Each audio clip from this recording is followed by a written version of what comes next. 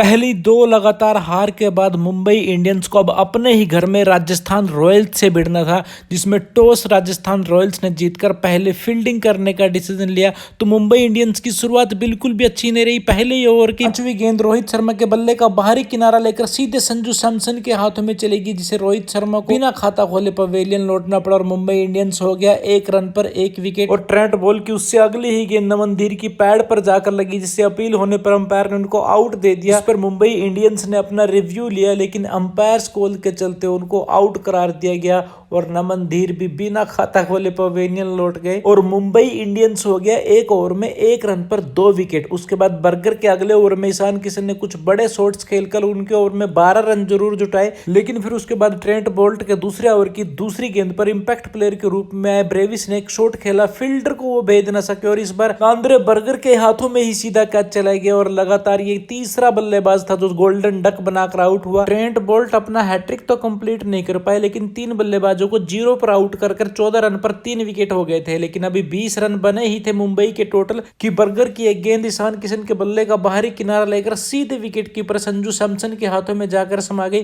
जिससे ईशान किशन भी आउट होकर पवेलियन लौटना पड़ा। 16 रन उन्होंने टोटल बनाए और मुंबई हो गया 20 रन पर 4 विकेट। और उसके बाद नांद्रे बर्गर के एक ही ओवर में लगातार 3 चौके लगाकर हार्दिक पांड्या ने प्रेशर को रिलीज कर दिया और साथ निभाया उनका तिलक वर्मा ने। और दोनों खिलाड़ी जब मिलकर बल्लेबाजी कर रहे थे तो 9 ओवरों में 8 की एवरेज से 72 रन दोनों खिलाड़ी ने जोड़ दिए और लगातार विकेटें गिरने के बाद लग रहा था कि मुंबई अब उबर चुका है। उसके बाद चतुर चालाक चंचल चहल की एक गेंद पर बड़ा शॉट हार्दिक पांड्या खेलने के लिए गए, लेकिन बॉल को ऊंचाई मिली, दूरी नहीं मिली और पावेल के हाथों में जाकर बॉल समा गई, जिससे कप्तान हार्दिक पांड्या को 23 गेंदों में 34 रन बनाकर पवेलियन लौटना पड़ा। और चहल यहीं रुके नहीं, उसके बाद पीयूष चावला को आउट करने के बाद तिलक वर्मा को भी उन्होंने अपने जाल में फंसा लिया। अश्विन के हाथों कैच आउट कराकर उनको भी पवेलियन भेज दिया। 32 रन तिलक वर्मा ने बनाए और टोटल मुंबई की टीम 20 ओवरों में सिर्फ 125 रन 9 विकेट खोकर बना पाई, जिसके जवाब में यशस्वी जायसवाल ने मफाका के पहले ही ओवर की चौथी और 5वीं गेंद पर लगातार 2 चौके जड़े और फिर उसी ओवर की 6ठी गेंद पर बड़ा शॉट खेलने के चक्कर में टीम डेविड को अपना कैच थमाकर 10 रन बनाकर पवेलियन भी लौट गए, जिससे राजस्थान का स्कोर 10 रन पर 1 विकेट हो गया।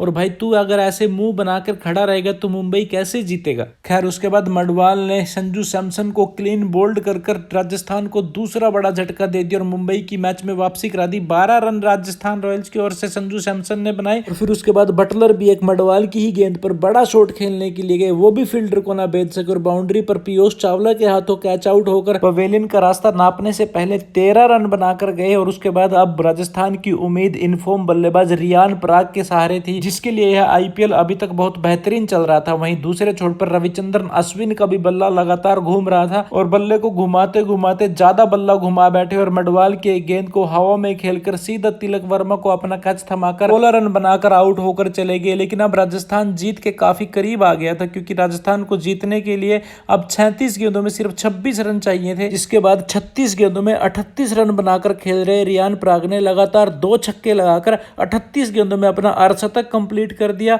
और फिर जब 28 गेंदों में 3 रन चाहिए थे तब एक चौका लगाकर जीत को राजस्थान की झोली में डाल दिया। So congratulations to Rajasthan and wish you all the very best.